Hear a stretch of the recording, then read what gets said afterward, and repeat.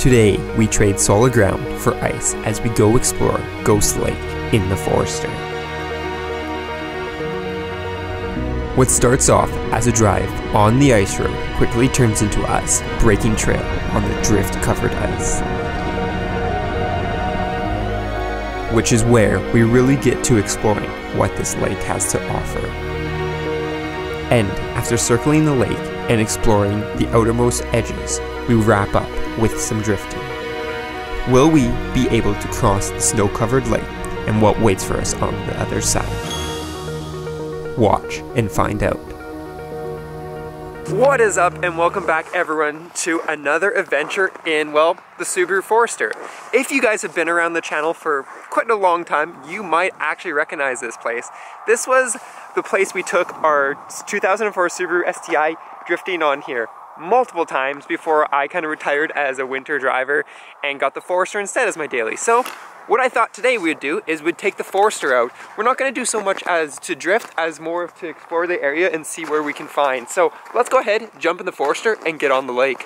We are officially on Ghost Lake now in the Forester. There's some sailboats. Oh no, those are ice planes, ice boats. I don't know what to call them. They're vehicles that drive on the ice, but there we go, we're officially on the ice now. And well, as you can see, the lake looks pretty snow covered. For a few months here, earlier in the season, it was just straight ice. So that's probably why they have those sailplanes, maybe they're called, on the ice, because you could probably just cruise down here. But now that we've got some snow and we've had a few fair snowstorms, that we actually have enough snow to kind of go explore. Crossing our fingers we don't get stuck. I don't think so unless there's some big drifts, then we'll just have to hit them with some speed. But it looks like, as you can see, there's lots of vehicles out here today. So we will run in, probably find some people and run into them and maybe even check out the track later today. But we're going the opposite way of the ice track right now. So Ghost Lake here, they usually have a fair amount. They have 5 ice tracks here, and we're actually going the other way to kind of go explore and see what we can find.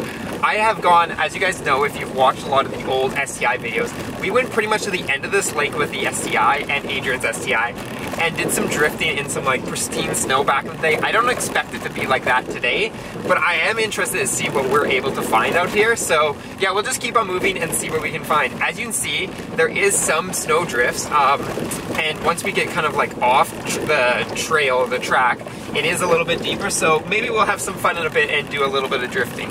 But as I said, today is more of an exploring day, so let's go ahead and see what we can find. Now on the ice, we turn to the ice road that points to the end of the lake, meeting a few people along the way.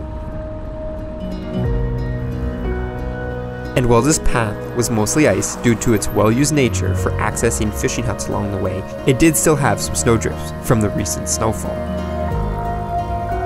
But they were no match as we blew through them in the Forester.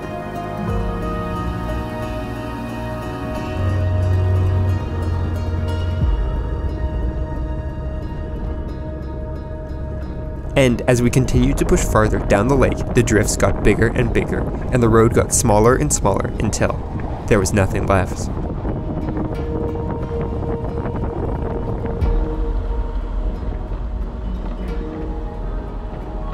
Here, the road disappeared, and it left us to our own devices to cross the rest of the lake.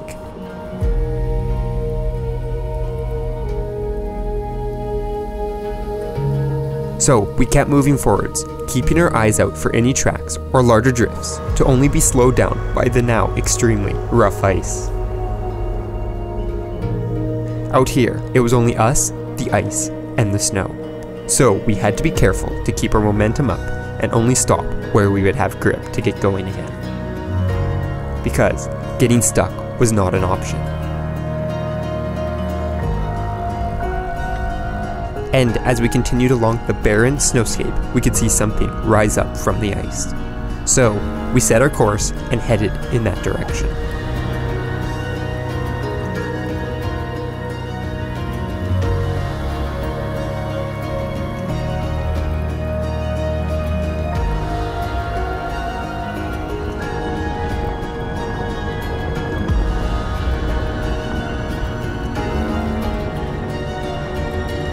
And well, there we go. We have kind of made it to the end. So the thing about this reservoir is it's a reservoir. It's not actually just a lake out here. So what happens if you keep on going that way, you're eventually gonna end up in the Bow River, which is still flowing a little bit. So I don't want to go too far down here and end up in the river where I'll break through. So this is kind of where I think I'm going to turn around. It's kind of just an island in the middle of the lake. It's actually kind of cool. There is a remnants of like an ice fishing shelter because there's lots of ice fishing shelters around here. Like there's 1, 2, 3, 4, 5. There's a camper over there. So there's lots of ice fishing shelters and there's the remnants of one there. So I kind of just followed the tracks out to here because I've seen some tracks. As you guys saw, there wasn't much of a track. So I was kind of going around and just making sure that I wasn't in a place where there are no tracks, because if there are no tracks, that was definitely a place I wanted to turn around. But this is pretty cool. We've never made this far in the STI because the STI was all about drifting. Today we're all about exploring in the Forester, and well, this is what we found. It's kind of cool, as I said. Just an island. There's some tracks kind of up here, and if I was with people that could pull me out, I'd be tempted to hit that, but because it's just me and there's no great winch points, I could probably figure something out. I don't want to try to figure something out, so we're not going to try up there. But what we're going to do now is we're going to head back and kind of skirt along the far side, because we came down the center, down the road. I want to kind of skirt along the side of the lake and see what we can find.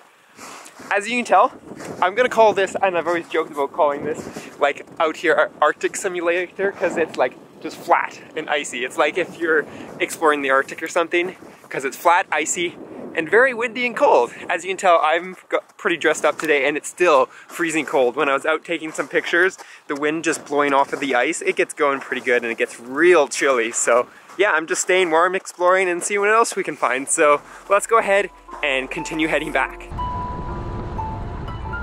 Now, closer to the shore, the ice became rougher than a lot of the trails we've explored before, slowing us right down.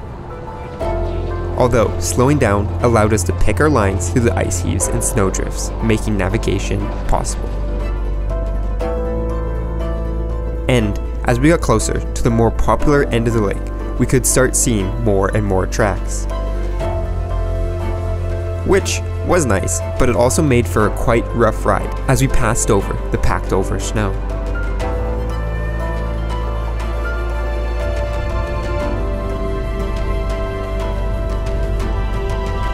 Well, driving along this side's actually been pretty rough. That main road we kind of took coming in before we kind of just disappeared into nothing was actually pretty smooth compared to this, because we're going over every little heave, and what you'll be doing is you'll watch this. So I'll be going kind of like good, I'm going pretty good here, and then all of a sudden we hit a snowdrift and we slow right down. So I think the key to driving this area of the lake is just keeping momentum, but not having too much where you start jumping stuff, because you don't want to do that.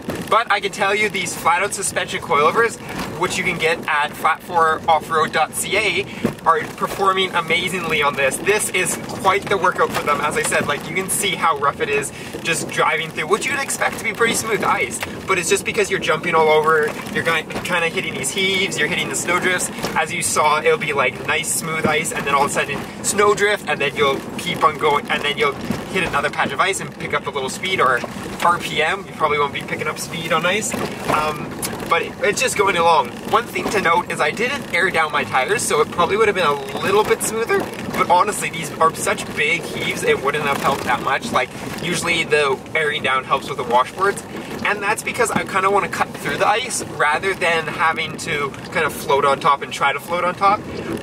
There is, I guess some people would say you probably want to air down here, but I know driving the STI we want to cut through it. Like rally cars got thin tires, you want to cut through the snow and keep on going, so that's kind of what we're trying today, and it's honestly working out pretty well.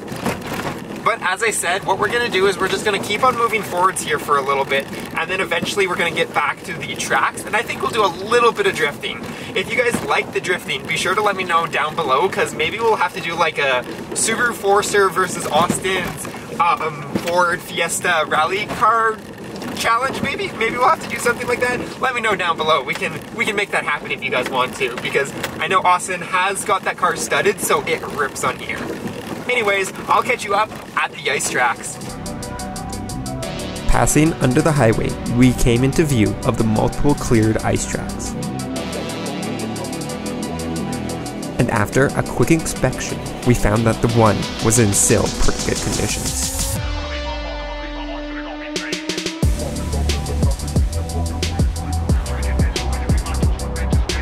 And while the Forester was pretty far away from the STI in terms of performance, it still made for a lot of fun as we drifted around for a couple of laps.